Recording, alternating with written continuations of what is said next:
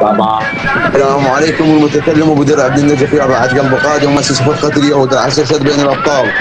وحي ابن النجف هو حمزاوي النجفي والولد مكبسري بن بغداد وهو كبير بغداد يا بعد قلبي. طبعا سيادة الجماعه راح احكم تحكيم حق الله وشاشه.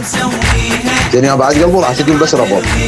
حبيبي ابو حي قابل بي حكم. انا ابو درع بن النجف. ابو حي قابل بيه. ايه حب قابل بيك مليون بالمية. سهل يا شباب قابل الطيز.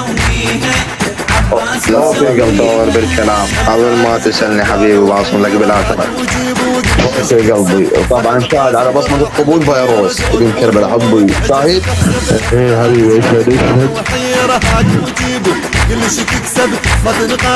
حبيبي مكسر بغداد التعبير الاول خصمك ابو حي نزل على التعبير الاول مكسر قابل بي. ما عندي شيء حب ضيران. حبيبي مكسر من بغداد نزل عليه التعبير الثاني حب قابل بي. ما ليش تحزين بين سببه. حبي مجادله قابل بالتعبير الثاني. مجادله ما اظن مجادله لعيونه. يلا جوال عنه قابل. اوكي.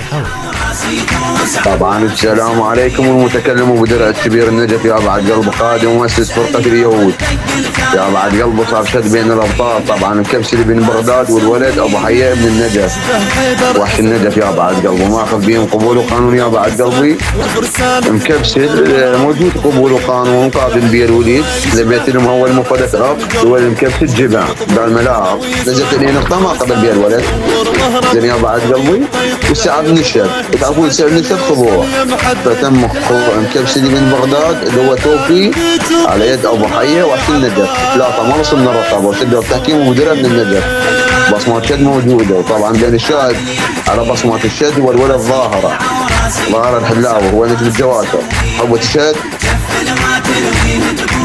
يا روح عيسى تحكيمك تشوف بيهم صلاة يا بعد قلبي. واحد على واحد نمبر 1 نجف. بعد قلبي حبيب ابو حي بن النجف عندك تقول ايه وحش النجف؟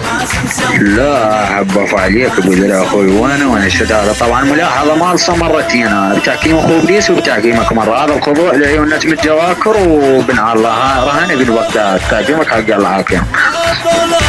طولنا حبوي ولعيون النجف.